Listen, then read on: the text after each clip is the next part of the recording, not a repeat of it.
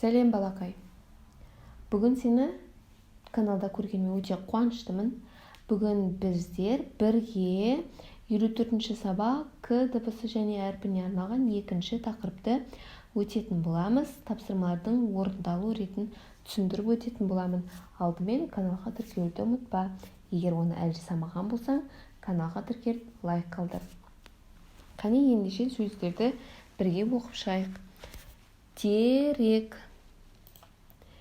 шелек, керу, керуен, кесте, кеше, текемет, керемет.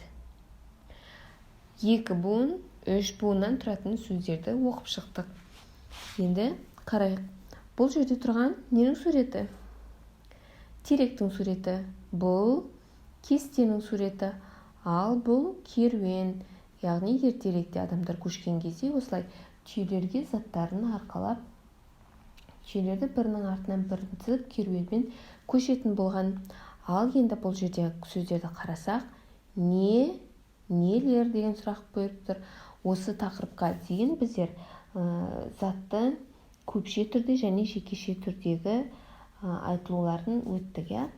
Не деген сұраққа жауап беретін болса, тек қана бір зат болатын болса, біздер оған не деген сұрақ қоямыз.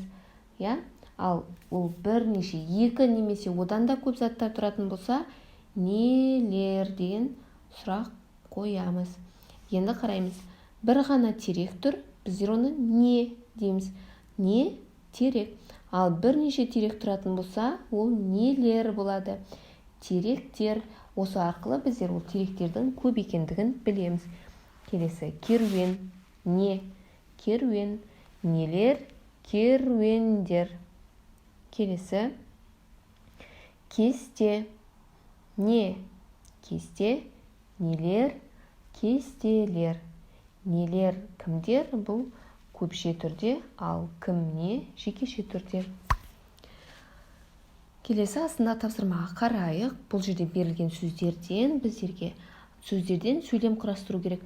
Ол сөйлеміміз хабарлы, сұраулы және лепті сөйлем болу керек. Осы уақытқа дейін білетінімізде хабарлы сөйлемнің соңында нүкте қойылады, сұраулы сөйлемнің соңында сұрақ белгісі қойылады және лепті сөйлемнің соңында леп белгісі қойылады. Кәне сөйлемдерді бірге құрастырып шығайық. Текемет, екеу, екен. Бұл жерде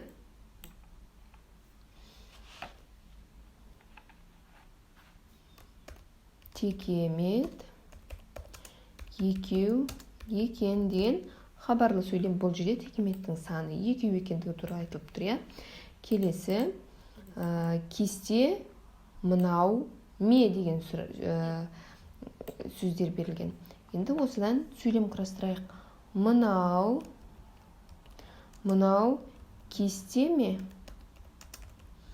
Кесте ме? Бұл сұрап тұр. Сондықтан біздер оның соңында сұрақ белгісін қоямыз. Келесі, мереке құтты болсын. Бұл жерде лепті сөйлем. Мереке құтты болсын. Бірінші сөйлем үш сөзден құрап тұр, екінші сөйлем екі сөзден құрап тұр, ал үшінші сөйлем үш сөзден құрап тұр. Бұл хабарлы, сұраулы және лепті сөйлем. Келесі, сөйлемдер берілген.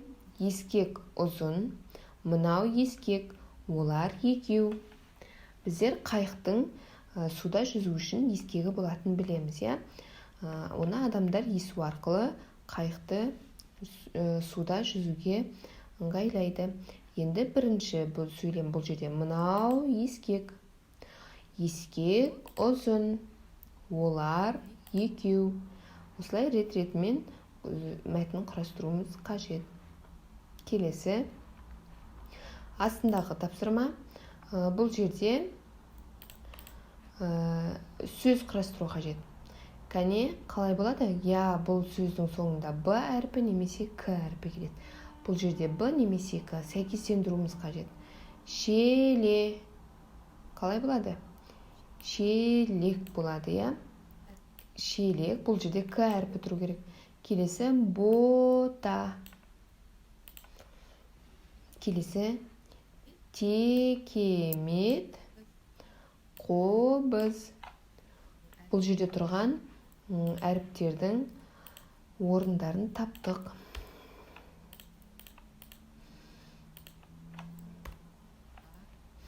Бота, текемет, келесі қобыз. Енді астында кесте ерекше екен деген мәтін сөйлем берілген. Осы сөйлемді дәптерге қатесіз көркем түрде көшіреміз. Балақай, осымен сабақ аяқталды. Келесі сабақтарда кездескенше